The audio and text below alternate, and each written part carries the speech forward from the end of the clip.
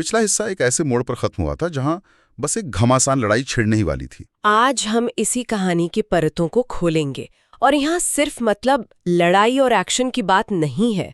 आज हम ये समझने की कोशिश करेंगे कि एक नायक के लिए असली खतरा क्या होता है।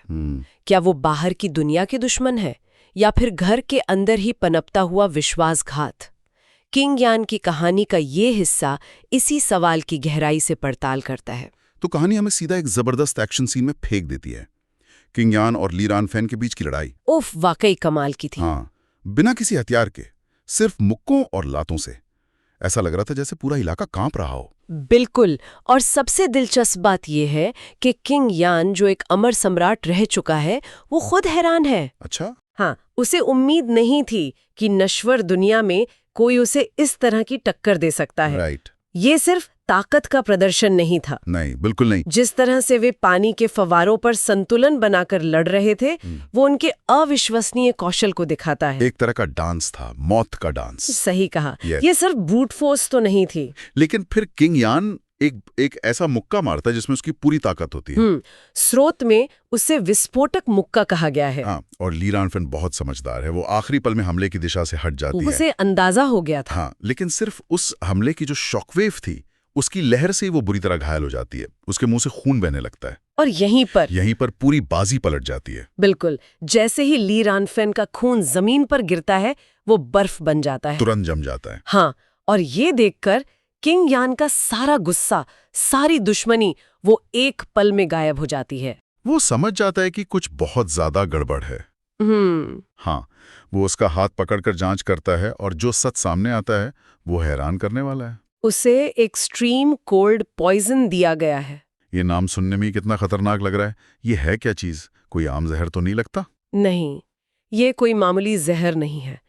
इस कहानी की दुनिया में एक्सट्रीम कोल्ड पॉइजन सिर्फ शरीर को नहीं बल्कि आत्मा को भी जमा देता है। आत्मा को? हाँ, यह धीरे धीरे इंसान की रूह को बर्फ में बदल देता है।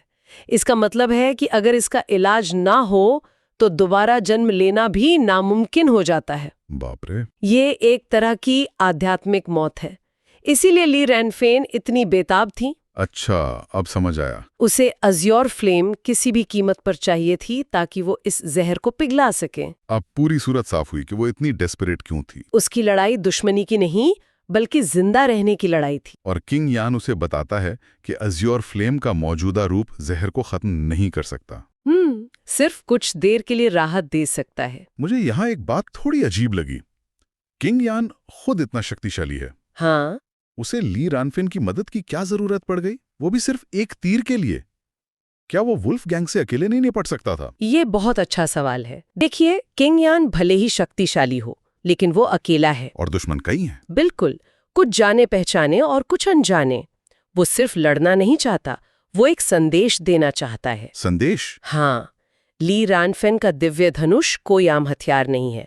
उसका तीर मीलों दूर से अपने लक्ष्य को भेद सकता है। किंग यान को एक ऐसे हथियार की जरूरत थी जो दूर से ही दुश्मन के दिल में खौफ पैदा कर दे। अच्छा। वो चाहता था कि जब वो अपने परिवार के पास पहुंचे तो उसके आने की खबर एक धमाके के साथ पहुंचे। ये ताकत के साथ साथ एक मनोवैज्ञानिक चाल भी थी। मतलब ये एक रणनीतिक फैसला था। हाँ, तो यहाँ एक गठबंधन बनता है जो दोस्ती पर नहीं बल्कि मजबूरी और आपसी जरूरत पर टिका है। किंग यान 3 महीने तक उसके जहर को काबू में रखने का वादा करता है और बदले में ली रानफेन उसकी मदद करने को तैयार हो जाती है। हाँ, ये एक बहुत ही दिलचस्प गठबंधन है। दो दुश्मन जो एक दूसरे की जान लेने पर तुले थे, अब एक दूसरे की जान बचाने के लिए साथ आ गए।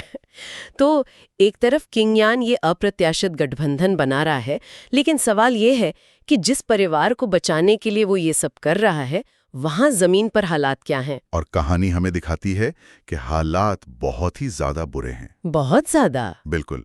युन परिवार पर वुल्फ गैंग ने हमला कर दिया है और वे मतलब गाजर मूली की तरह लोगों को काट रहे हैं। लेकिन बाहरी दुश्मन से भी बड़ा खतरा तो घर के अंदर ही बैठा है। वही बात, परिवार के वही 4 बड़े एल्डर्स जिन्हें किंग यान ने अपनी वापसी पर सबक सिखाया था। हाँ, सत्ता का दुरुपयोग करने के लिए। वही, अब वो वुल्फ गैंग के साथ मिल गए। ये तो पीठ में छुरा घोंपने वाली बात हो गई, है ना? मतलब उन्होंने दुश्मन को अंदर आने का दरवाजा खुद ही खोल दिया, सिर्फ इसलिए कि किंग यान ने उन्हें उनकी सही जगह दिखाई थी।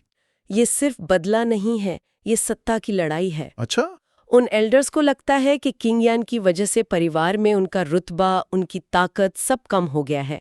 वे अपनी खोई हुई इज्जत और कंट्रोल वापस पाना चाहते हैं। और इसके लिए वो अपने ही परिवार को दांव पर लगाने को तैयार हैं। बिल्कुल, ये विश्वासघात सिर्फ लालच का नतीजा नहीं है।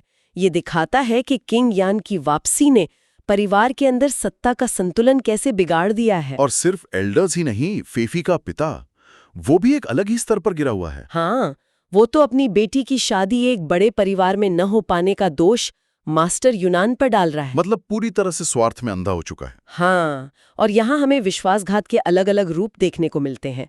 एल्डर्स का विश्वासघात सत्ता के लिए है, तो फेफी के पिता का विश्वासघात व्यक्तिगत लालच और नाकामी की खीस से। सही कहा। ग्रैंड एल्डर जब उन चारों को डांटते हैं तो वो असल में परिवार की सड़ चुकी नींव की तरफ इशारा कर रहे होते हैं। बाहरी हमलावर तो बस एक मौका परस्त थे।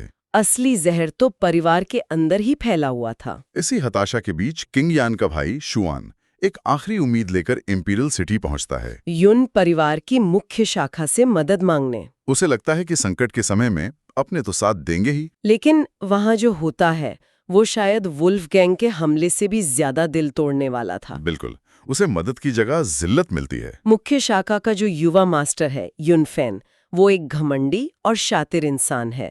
वो मदद करने से साफ इनकार नहीं करता, लेकिन ऐसी शर्तें रखता है जो किसी भी स्वाभिमानी इंसान के लिए मानना नामुमकिन है। वो बहाना बनाता है। हाँ, कहता है कि शायद वुल्फ गैंग को लिन परिवार का समर्थन हासिल है, जो उनके दुश्मन है, इसलिए वो कोई रिस्क नहीं लेना चाहता। उसकी शर्तें तो और भी घटिया थीं। बहुत ज्यादा। वो चाहता है कि किंग यान खुद आकर उसके सामने गिड़गिड़ाए, उसका नौकर बन जाए। और तो और परिवार की सारी कमाई का 30% हिस्सा भी उसे दे दे। ये मदद मांगना नहीं, ये तो पूरी तरह से परिवार को निगल जाने की तैयारी है। बिल्कुल, वो संकट को एक अवसर की तरह देख रहा है। सही कहा। युनफेन का किरदार ये दिखाता है कि परिवार के अंदर की सड़न सिर्फ एक शाखा तक सीमित नहीं है, ये ऊपर तक फैली हुई है। वो अपने ही खून की बर्बादी का तमाशा देखकर उनकी बच्ची खुची संपत्ति पर कब्जा करना चाहता है। और जब शुआन उसकी शर्तें मानने से इनकार कर देता है और कहता है कि मेरा भाई कभी किसी के आगे सिर नहीं झुकाएगा, तो युनफेन उस पर हमला कर देता है। हाँ, ये इस बात का साफ संकेत था कि अब वे बिल्कुल अकेले पड़ चुके हैं। आपको क्या लगता है, अगर शुआन की जगह किंग यान खुद मदद मांगने जाता तो क्या युनफेन का रवैया यही होता? ये एक दिलचस्प सवाल है। या उसका घमंड किंग यान की ताकत के सामने टिक नहीं पाता? मुझे लगता है कि युनफेन शायद सीधे तौर पर टकराव से बचता, क्योंकि वो जानता है कि किंग यान शक्तिशाली है। लेकिन मदद तब भी नहीं करता। नहीं, बिल्कुल नहीं। वो शायद कोई और बहाना बनाता, कोई और राजनीतिक दांव-पेच खेलता। उसका चरित्र ही ऐसा है। वो मदद करने वाला नहीं, बल्कि फायदा उठाने वाला इंसान है। तो किंग यान के जाने से शायद अपमान की जगह एक तनावपूर्ण कूटनीतिक गतिरोध पैदा होता, लेकिन नतीजा वही रहता, मदद नहीं मिलती। अब वापस चलते हैं युन परिवार के घर, जहां तबाही अपने चरम पर है। हाँ, वुल्फ गैंग का लीडर ब्लैक गुई एक और चौंकाने वाला दांव चलता है। वो फेफी की मां को जंजीरों में जकड़कर सामने लाता है। और सबसे दर्दनाक बात यह है कि उसे किसी और ने नहीं, बल्कि फेफी के अपने पिता ने 3 साल से कैद करके रखा था। ये उस कहानी का सबसे काला सच था। एक और विश्वासघात, और इस बार परिवार के सबसे करीबी सदस्य की तरफ से। जब फेफी का पिता ये कबूल करता है कि उसने अपनी पत्नी को इसलिए कैद किया क्योंकि वो उसके राज क्लैन लीडर को बता देती थी, तो ये दिखाता है कि वो कितना डरपोक और मतलबी इंसान है। अपनी गलतियों का दोष भी अपनी पत्नी पर डाल रहा था। ये सुनकर तो फेफी का अपने पिता से भरोसा ही उठ गया। उसने उसी पल उससे सारे रिश्ते तोड़ दिए। और फिर जो हुआ वो और भी भयानक था। वुल्फ गैंग के बेटे हेलू ने फेफी के पिता को वहीं मार डाला। एक पल में फेफी ने अपने पिता को हमेशा के लिए खो दिया, एक ऐसे पिता को जिससे वो नफरत करने लगी थी। और अब हेलू फेफी को ब्लैकमेल करता है। वो कहता है कि अगर तुम मुझसे शादी करोगी तो मैं तुम्हारी माँ को छोड़ दूंगा। उस बेचारी लड़की के पास कोई रास्ता नहीं बचता। अपनी माँ की जान बचाने के लिए वो इस भयानक सौदे के लिए हाँ कर देती है। लेकिन जाहिर है, एक विलेन अपने वादे का पक्का कैसे हो सकता है? बिल्कुल नहीं। जैसे ही फेफी मान जाती है, हेलू अपना असली रंग दिखाता है। वो फेफी की माँ को छोड़ने की बजाय उसकी आत्मा की शक्ति को सोखना शुरू कर देता है, ताकि वो और ज्यादा ताकतवर बन सके। वो उसे तड़पा तड़पा कर मारना चाहता था। ये उस कहानी का सबसे लाचार और अंधकारमय पल है। यून परिवार के लोग, ग्रैंड एल्डर्स, सब असहाय होकर ये सब देख रहे हैं।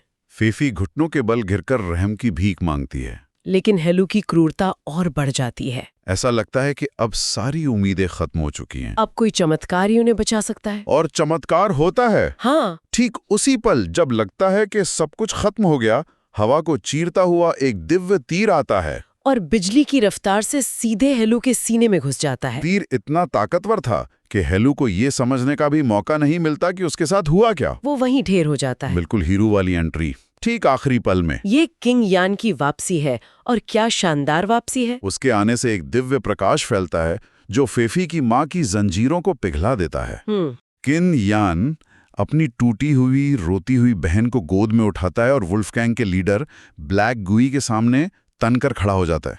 शानदार तो है, पर क्या ये थोड़ा ज्यादा ही नाटकी नहीं हो गया? मतलब एक ही तीर से विलन का बेटा ढेर, क्या इससे कहानी का तनाव थोड़ा कम नहीं हो गया? या ये दिखाना जरूरी था कि अब किंग यान किस लेवल पर ऑपरेट कर रहा है? मुझे लगता है दोनों बातें हैं। अच्छा, एक स्तर पर ये एक क्लासिक हीरो मोमेंट है जो दर्शकों को एक संतुष्टि देता है कि आखिरकार कोई बचाने वाला आ गया। हाँ वो तो है। लेकिन कहानी के नजरिए से देखें तो ये बहुत जरूरी था। किंग यान को ये साबित करना था कि वो अब पहले जैसा नहीं रहा। वो कोई मामूली योद्धा नहीं है, वो एक ऐसी शक्ति है जिससे टकराने का मतलब है मौत। हेलो को एक ही झटके में मारकर उसने सिर्फ एक दुश्मन को खत्म नहीं किया, उसने पूरे वुल्फगैंग और परिवार के गद्दारों को एक चेतावनी दी है। क्या अब खेल के नियम बदल चुके हैं? बिल्कुल, उसने एक नया पावर डायनामिक सेट कर दिया है। तो किंग यान ने ठीक समय पर पहुंचकर अपनी बहन और माँ को बचा लिया है। एक बड़े दुश्मन का अंत हो चुका है। लेकिन लड़ाई तो अभी शुरू हुई है। बिल्कुल। अब उसके सामने खड़ा है ब्लैक गुई, वुल्फगैंग का लीडर, जिसके बेटे को अभी अभी उसकी आंखों के सामने मारा गया है। वो गुस्से और बदले की आग में जल रहा होगा।